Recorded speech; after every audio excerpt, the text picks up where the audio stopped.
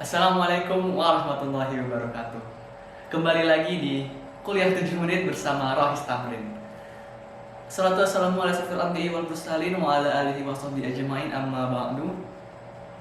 Penonton setia dari Kultum Rohis, kali ini saya akan menceritakan kepada penonton semua tentang sebuah kisah dari seorang sahabat yang sangat digemari oleh teman-teman kita semua sebagai bentuk dari motivasi untuk melaksanakan dan mencari amal-amal ibadah serta yang lainnya. Yaitu adalah sebuah kisah dari seorang sahabat yang bernama Salman Al-Farisi. Salman Al-Farisi ini lahir di Persia, di sebuah kota di Persia yang mayoritas penduduknya adalah seorang majusi atau seorang penyembah api. Dan ayah dari Salman pun adalah seorang yang terkemuka di desanya, seorang pemuja api sejati. Tentu saja sebagai anak dari pemuja api, Salman dikekang hidupnya untuk menyembah api yang juga disembah dari penduduk-penduduk lainnya. Salman dipaksa untuk menjaga sebuah tungku api agar api tersebut tidak padam selama hidupnya, selama masa kanak-kanak. Salman tidak diperbolehkan keluar, tidak diperbolehkan untuk melihat dunia luar dan interaksi dengan yang lainnya. Tapi pada suatu hari ketika ayahnya sedang sibuk, ayahnya memerintahkan Salman untuk pergi ke ladang dan bekerja di sana.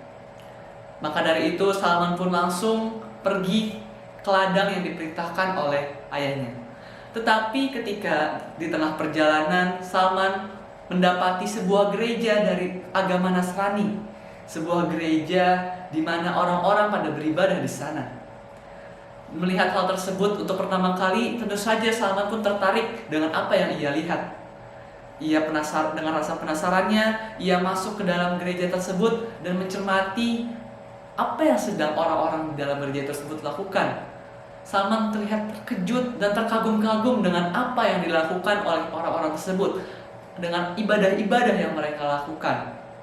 Salman berkata dalam hatinya, sungguh agama ini jauh lebih baik daripada agamaku selama ini. Karena rasa kagumnya itu, Salman pun tidak kembali ke rumahnya hingga matahari terbenam. Bahkan ayahnya pun sampai mengutus orang untuk mencari Salman. Ketika sampai di rumah kembali, Salman diinterogasi oleh ayahnya.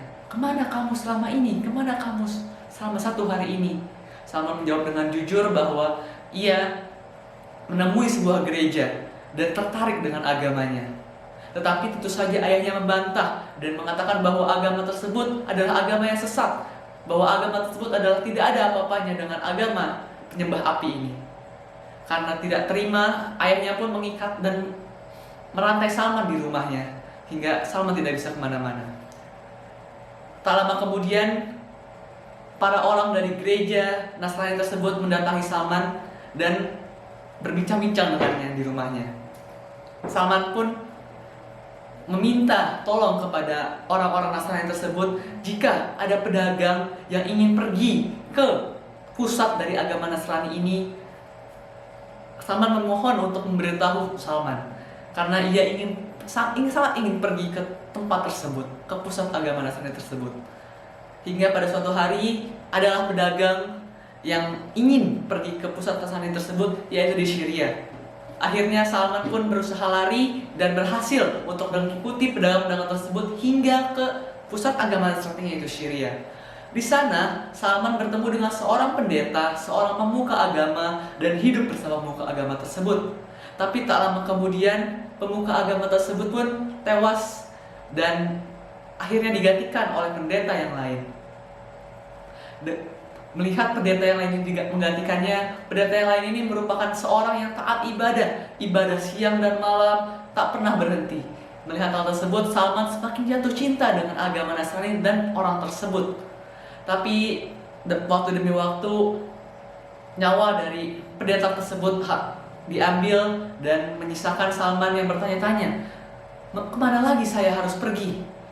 Salman bertanya pada pendeta tersebut sebelum beliau wafat. Pendeta tersebut mengatakan bahwa Salman harus pergi ke Mosul, yaitu daerah Irak, dan menemui seorang pendeta yang mirip dengan dirinya. Berbekal dengan wasiat tersebut, Salman pun pergi mengarungi Timur Tengah menuju ke Irak dari Syria. Sesampai di Irak, peristiwa sama terjadi kembali. Salman jatuh cinta, tinggal bersama, dan akhirnya pun ditinggal wafat pula. Hal yang sama juga dilakukan. Salman meminta kemana dia harus pergi. Sang pendeta mengatakan bahwa ia harus pergi ke Nashibin yang ada di daerah Aljazair. Salman pun mengikuti perintah tersebut dan langsung pergi mengarungi Timur Tengah lagi ke daerah Aljazair tersebut. Hal yang sama terjadi lagi.